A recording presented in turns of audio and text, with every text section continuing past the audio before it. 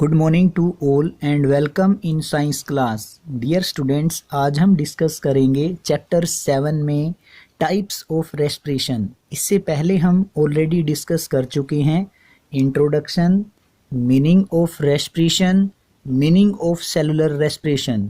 Today we will discuss types of respiration.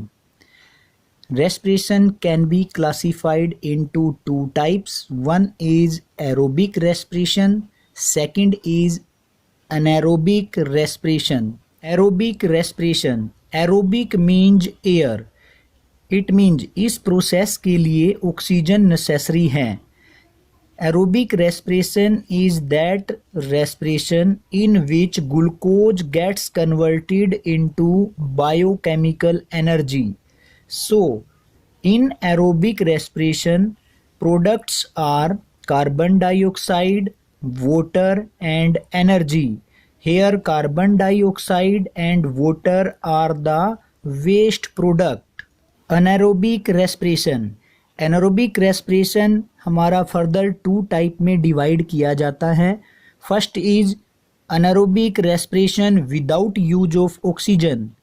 In this type of respiration, glucose gets converted into biochemical energy. Here products are alcohol, carbon dioxide and energy.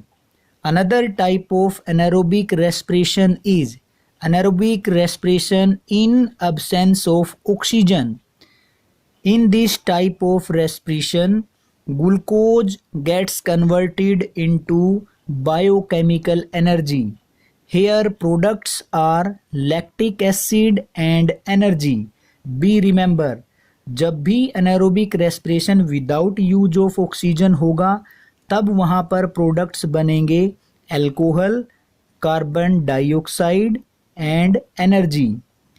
लेकिन जब anaerobic respiration in absence of oxygen होगा तब वहाँ पर products होंगे lactic acid and energy.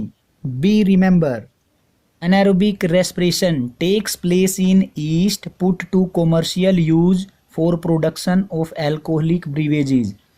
anaerobic respiration का हम use करते हैं ईस्ट में, जिसकी हेल्प से हम अल्कोहलिक ब्रीवेजेज जैसे कि वाइन, बियर एटसेट्रा तैयार कर पाते हैं. Also useful for making breads and also for fermenting the idli and dosa batter. Bread बनाने में, इडली डोसा बाटर बनाने में एनारोबिक रेस्पिरेशन का यूज किया जाता है. This type of anaerobic respiration is also called fermentation. इस तरह के एनारोबिक रेस्पिरेशन को हम फर्मेंटेशन कहते हैं. In plants, yeast and bacteria, anaerobic respiration results in production of alcohol and carbon dioxide. Plants में, ईस्ट में और बैक्टीरिया में एनारोबिक रेस्पिरेशन हमें अल्कोहल एंड कार्बन डाइऑक्साइड की प्रोडक्शन देते हैं. Anaerobic respiration used in bakery and briefing industries.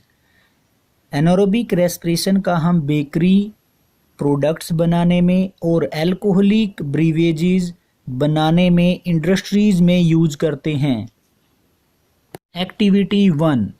To show anaerobic respiration in yeast. इस activity के लिए हमें एक कोनिकल फ्लास्क में ल्यूकवॉर्म वाटर लेंगे, उसके अंदर 1 टीस्पून शुगर की ऐड करेंगे और हाफ स्पून ड्राई ईस्ट डालेंगे. उसके बाद हम इस कोनिकल फ्लास्क को सील करेंगे माउथ से with the help of a cork. Then keep at room temperature. After 3 to 4 days हम ऑब्जर्व करेंगे bubbles move up to the surface to form a froth. छोटे छोटे बबल्स फ्लास्क में नीचे से टॉप सरफेस की तरफ मूव करते हुए दिखाई देंगे और वो फ्रोथ बनाएंगे. फ्रोथ मीन झाग बनाते हुए आपको दिखाई पड़ेंगे. Number 2, alcoholic smell. अगर आप उसकी स्मेल लेंगे, फ्लास्क के अंदर जो सॉल्यूशन मिलेगा तो वो एल्कोहलिक स्मेल होगी.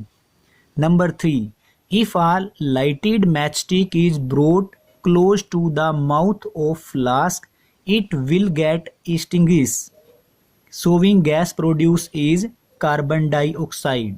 Conclusion: this shows that yeast spores respire anaerobically as oxygen is limited. It means without use of oxygen. Now question is, why do we get muscle cramps after heavy physical exercise? जब हम कोई भी physical exercise heavily करते हैं तब हमारी muscles cramp हो जाती हैं. This is due to anaerobic respiration. ये अनएरोबिक रेस्पिरेशन की वजह से होता है क्योंकि हमें पता है in the absence of anaerobic respiration lactic acids is produced in our body and accumulates in our muscles. Due to this, muscles get fatigued and after some time they cannot work more and causing muscle cramps. So we can say anaerobic respiration is less efficient in humans. That is why humans can run faster in a short distance race than over long distances. इसी कारण से humans जब कोई भी short distance race के अंदर run करते हैं तो वो faster करते हैं. Respiration in plants. Before starting this topic, you must know the answers of following questions. Question 1. What are plants made up of? सभी प्लांट्स किससे मिलकर बने हैं? जैसे ह्यूमन बींग्स डिफरेंट सेल से मिलकर बने हैं उसी प्रकार सभी प्लांट्स भी सेल से मिलकर बने हैं. So answer is cells. Question 2. Why do plants respire? Plants respire क्यों करते हैं? Answer is in order to release energy. Energy को रिलीज करने के लिए. Question 3. What is the respiration known as? इस तरह के रेस्पिरेशन को आप क्या कहेंगे? Answer is cellular respiration. In this process plant synthesis sugar in the form of glucose which is used to produce energy. इस प्रोसेस में सभी प्लांट्स शुगर को कन्वर्ट करते हैं बायोकेमिकल एनर्जी में. केमिकल इक्वेशन होगी glucose plus oxygen gives the product carbon dioxide water and energy. This is the reverse equation of photosynthesis. Be remember, respiration में जो केमिकल इक्वेशन हमने यहाँ पर राइट की है ये हमारी फोटोसिंथेसिस इक्वेशन का रिवर्स है.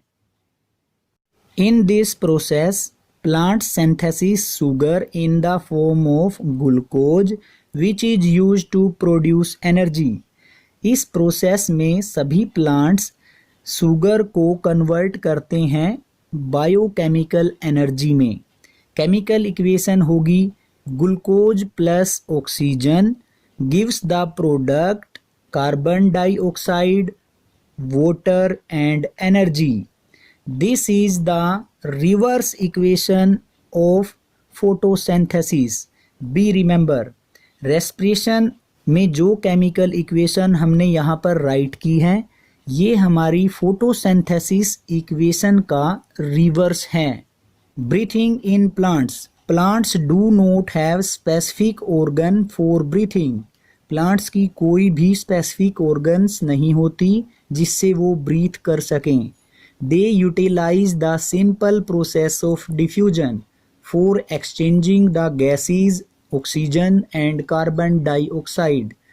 वो two gases oxygen and carbon dioxide को एक्सचेंज करने के लिए एक सिंपल प्रोसेस अपनाते हैं जिसे डिफ्यूजन कहा जाता है.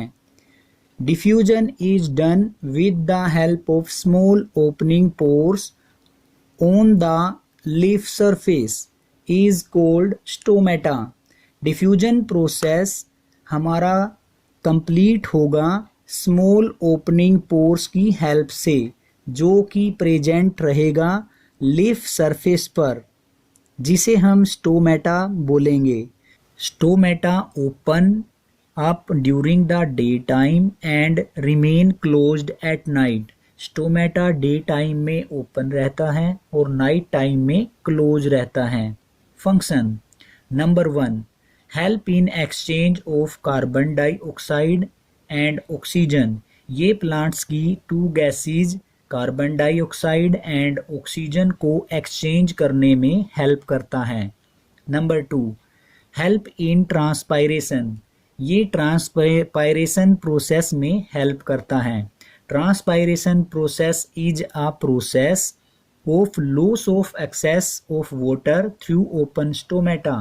ओपन स्टोमेटा से एक्सेस वाटर का लॉस होने वाला प्रोसेस ट्रांसपायरेशन कहलाता है।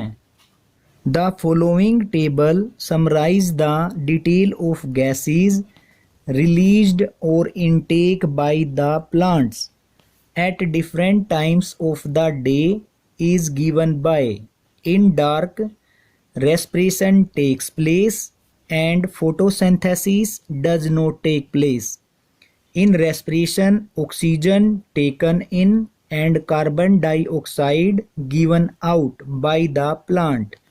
In dim light, rate of photosynthesis is equal to rate of respiration. It means दोनों ही प्रोसेस अकर होंगे बट दोनों का रेट इक्वल रहेगा। ओवरऑल रिजल्ट होगा there is no net intake और रिलीज ऑफ आइदर ऑक्सीजन और कार्बन डाइऑक्साइड गैस। वहाँ पर नेट इनटेक और रिलीज किसी भी गैस का नहीं होगा। In bright light, photosynthesis rate is greater than respiration rate. जब लाइट ब्राइट लाइट होती है वहाँ पर फोटोसिंथेसिस का रेट रेस्पिरेशन के रेट से ज़्यादा होता है। Overall result carbon dioxide taken in and oxygen given out. What about other parts of plant? Woody branches that are made up of dead cells on the surface, they have pores known as lenticels. Woody branches जो dead cell से मिलकर बनी हैं वो अपने surface पर pores रखती हैं। उन पोर्स को हम लेंटिसेल्स कहते हैं। Functions help the underlying living cells to exchange gases during respiration.